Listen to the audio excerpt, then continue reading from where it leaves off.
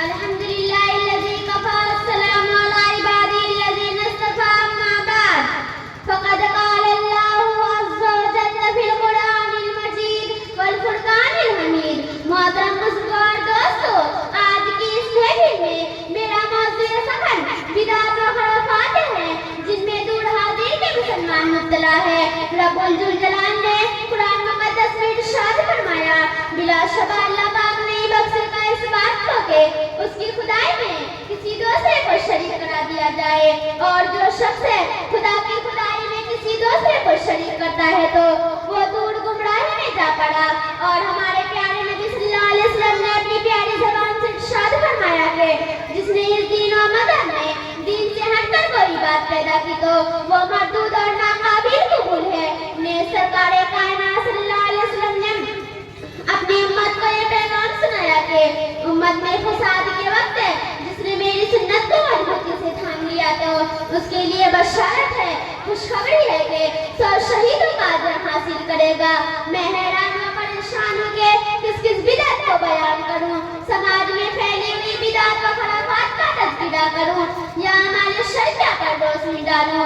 ایک طرف نبی پاک صلی اللہ علیہ وسلم کو عالم الغیب اور مختار کو تصور کیا جاتا ہے تو دوسری طرف ہم سب کی ماں عائشہ کے سامنے گستاخی ہو رہی ہے. کہیں غیر اللہ کو روا حاجت مشکل کسا بتایا جاتا ہے تو کہیں بدعتوں کو فروغ دے کر مسلمانوں کے عقائد پر ناپاک حملہ ہو رہا ہے. پیارے دوستو، آج کا انسان شرک بدعت کے گردن میں پھنسا ہوا ہے. وہ پیشانی جو صرف اور صرف خدا کے سامنے جھکی ہوئی تھی غیر اللہ کے سامنے سجدہ ریز ہے. شرک لوگوں میں پھیل رہا ہے، خالص توحید سے دوری ہے، دعویٰ ایمان کے اور شرک میں گرفتار ہے. مشکل کے وقت ہے، پیروں پیغمبر امام اور شہیدوں پریوں اور فرشتوں کو پکارا جاتا ہے، ان سے مرادیں مانگی جاتی ہے، اولادوں کا سوال ہوتا ہے، ان کے لیے نذرانہ پیش کیا جاتا ہے. بلا اور بھی مصیبت کو ٹالنے کے لیے اپنے بیٹے کو ان کی طرف منسوب کیا جاتا ہے. کوئی عبد النبی نام رکھتا ہے، کوئی علی بخش نام رکھتا ہے، کوئی حسین بخش نام رکھتا ہے. کہا جاتا ہے ان کا پکارنا اللہ کا پکارنا ہے، ان کے پکارنے سے خدا کا قرب حاصل ہوتا ہے، ان سے مدد مانگنا خدا سے مدد مانگنا ہے، ان کے ملنے سے خدا ملتا ہے. کہا جاتا ہے وہ اللہ کا پیارا ہے، اللہ کے دربار میں ہماری سفارشی اور وکیل ہے. افسوس صد افسوس اس موقع پر جبکہ باری تعالیٰ نے فرمایا واللہ الغنی وانتم الفقراء کہ اللہ میں نیاز ہے اور تم سب ان کے محتاج ہو. چاند سورج ستارے خدا کے محتاج ہے، نبی اور رسول خدا کے محتاج ہے، پیر و پیغمبر خدا کے محتاج ہے. خدا فرما چکا ہے قرآن کے اندر میرے محتاج ہے پیر و پیغمبر. اگر قرآن کو سچ جانتے ہو تو منتیں کیوں مانگتے ہو؟ ایک طرف نبی پاک صلی اللہ علیہ وسلم کے بارے میں یہ تصور کیا جاتا ہے کہ وہ ہر جگہ حاضر و ناظر ہے. کیا عقیدہ ہے جو قرآن و حدیث کے بالکل مخالف ہے.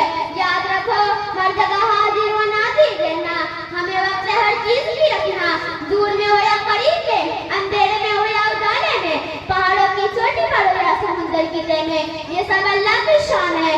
بزرگان دین کے مزاروں پر ہر سال متعین تاریخ کا عرصہ ہوتا ہے، قوالیاں ہوتی ہے، طرح طرح کی خرافات ہوتی ہیں، دین و مذہب اور شریعت کے ساتھ کھلواڑ ہوتا ہے.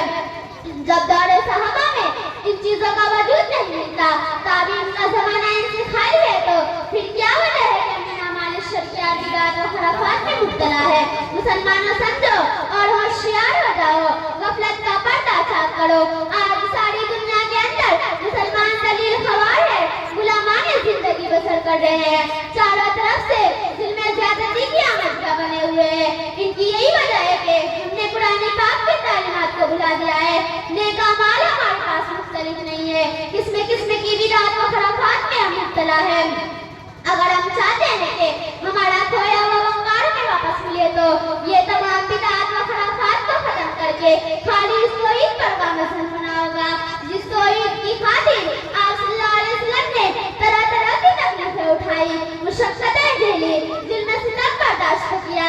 یہی خالی اس توحید کا پیغام تھا جس کی وجہ سے آپ صلی اللہ علیہ وسلم پر پتھر برسائے گئے، آپ صلی اللہ علیہ وسلم کے راستے میں کانٹے بچھائے گئے، آپ کو گالیاں دی گئی، آپ پر نجاست و गई। यही खालिस तो ईद का पैगाम था जिसकी बना पर सहाबाए कराम को सताया गया, सहाबाए कराम का नाहक खून किया गया, सहाबाए कराम को अरब की तख्ती में कर दिया गया, सहाबाए कराम की बीवी को बेवा और उनके बच्चों को यतीम कर दिया गया। अगर हम चाहते हैं कि दुनिया के साथ हमारी आखिरत भी संवर जाए, अल्लाह और रसूल से राजी हो जाए, तो पैगंबर के तरीकों पर चलना होगा, आप सल्लल्लाहु अलैहि वसल्लम की बातों को दिलो जान से मानना होगा। इसलिए कि पैगंबर के खिलाफ जो रास्ता है वो दलालत व गुमराही का रास्ता है, वो जन्नत का नहीं बल्कि जहन्नम का रास्ता है। जिसने पैगंबर के खिलाफ रास्ता इख्तियार किया वो हरगिज़ मंजिल मकसूद तक नहीं पहुंच सकता।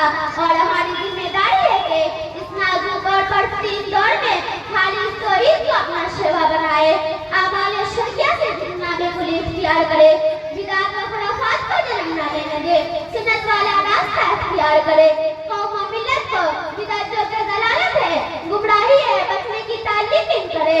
दोस्तों, अगर हमने ऐसा किया और बिदअत के खिलाफ रास्ता बगावत बुलंद किया, उम्मत को अकायद हक़ की तालीम दी, बातिल अकायद की दलदल में फंसी हुई इंसानियत को रश्द व हिदायत का पैगाम सुनाया तो यकीनन कामयाबी हमारे आगे बढ़कर इस्तक़बाल करेगी, खुदा और उसके रसूल सल्लल्लाहु अलैहि वसल्लम की रिज़ा नसीब होगी, दुनियावी जिंदगी के साथ हमारी आखिरत का भी सुधार होगा। चुनांचे रहमतुल लिल आलमीन मोहम्मद सल्लल्लाहु अलैहि वसल्लम ने फरमाया, मन तमस्सका बिसुन्नती इंद फसादी उम्मती फलहु अज्रु मिअति शहीदी। हदीस पाक का मतलब ये है कि जब उम्मत के लोग तरह तरह की बिदअतें आज़ाद करेंगे और हर एक अपनी बिदअत को अच्छा समझकर शौक व ज़ौक़ के साथ अमल करेगा, हजारों बिदअतें होगी, किसी को फर्ज माना जाएगा, किसी को वाजिब और किसी को सुन्नत समझा जाएगा, कोई अपने बुजुर्गों की रस्म जानकर, कोई आवाम के काम से डरकर अमल करेगा।